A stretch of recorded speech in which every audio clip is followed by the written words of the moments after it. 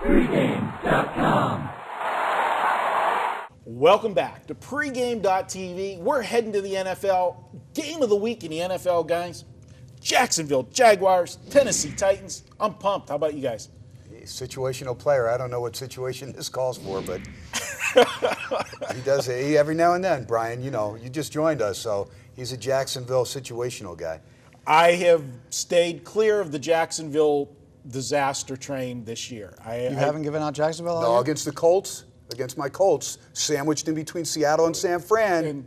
You're right. I did say that one there, and of course when they were the 20, largest dog in the NFL in Seattle. Yeah, but the week that they were coming home and they played San Diego, when everybody was on Jacksonville in that one, I was not. I was because on San Diego. That was a situation I felt that they were embarrassed that they were the largest NFL underdog ever, and they actually played their guts out that week in Denver, and I thought that they would be flat for San Diego. There was no way they were going to match that intensity that they had in Denver, trying not to get blown out, and so I wasn't on that train, but I'm going to get on the Jacksonville train here. I'm already kind of... You're the engineer of this train, I'll tell you right now, because you're a lone guy out there. You're also the guy in the back of the train, too, in the caboose, man.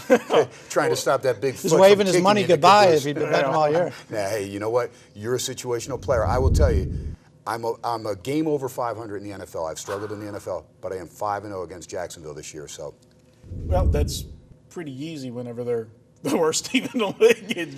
You're going to have a high percentage going against Jacksonville. I do want to point out that I was at the Tuesday meeting, and Marco didn't make it this week. While we're at the Tuesday meeting, the line got hit offshore. A lot of Jacksonville money came in. I don't know if it was Marco, but somebody out there also liked Jacksonville. Well, I don't know. We gave Jacksonville out on your radio show Monday night, and I've had a good year in the NFL.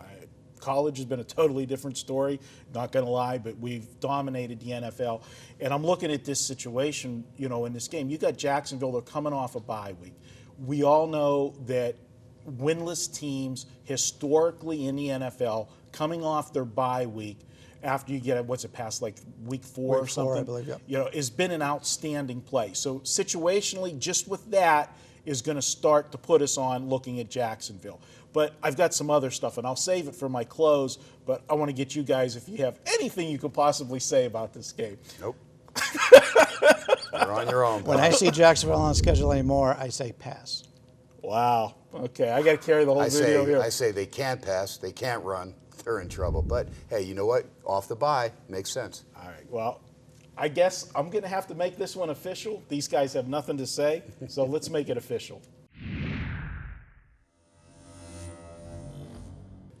All right, guys, let's make this one official. I'm going to take Jacksonville here. You know I'm a situational handicapper. Here's what I'm looking at. We've got Jacksonville off the bye. We said that out of the gate. That's a long-term winning proposition in the NFL for losing teams. But I'm looking at Tennessee. Tennessee's coming off a road win last week in St. Louis. Now, granted, St. Louis is not a great team, but they went on the road, got a win. I'm looking at what they've got up next. And they go and play Indianapolis next week at home. That in itself makes it a look-ahead game for Tennessee, but I'm going to make it even better. That game is being played on Thursday night. So they got a short week coming up, Tennessee does. They're going to want to get in and get out of this game. What's that mean? Second half, they're going to be running the football, trying to shorten the game so they can get done and get on to start to prepare for Indianapolis, which will be their biggest game of the season at home on national TV in a standalone Thursday night primetime game. This is the spot for Jacksonville. If they're going to hang with somebody, this is the week to do it. I like them plus the points here. We lost a little bit of value from earlier in the week. This line opened up 13.5. It has been bet down to 12 now. Some serious money come in early in the week. And I can tell you that's not public money because the public is not running out on Tuesday to bet Jacksonville. That's serious money on the Jacksonville side. I like it. My money's already on them. Take Jacksonville plus the points on Sunday against Tennessee.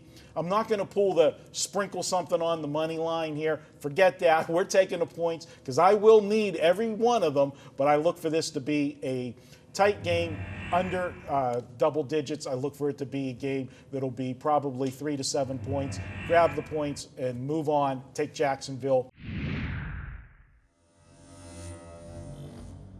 Okay, there you have it. Jacksonville plus the points for my free play. You guys haven't had anything to say in this video. Anything you want to close it out with? The double-digit points makes sense, but I'm looking at when Indianapolis went to Jacksonville, you talked about San Diego going to Jacksonville. It doesn't matter if they have a tough game next, to me, in my book, because it doesn't mean a hill of beans if Tennessee beats Indianapolis if they lose to Jacksonville, because they're costing themselves a game inside the division, a game that they need. If they have any hope of getting a wild card, they cannot lose to Jacksonville at all.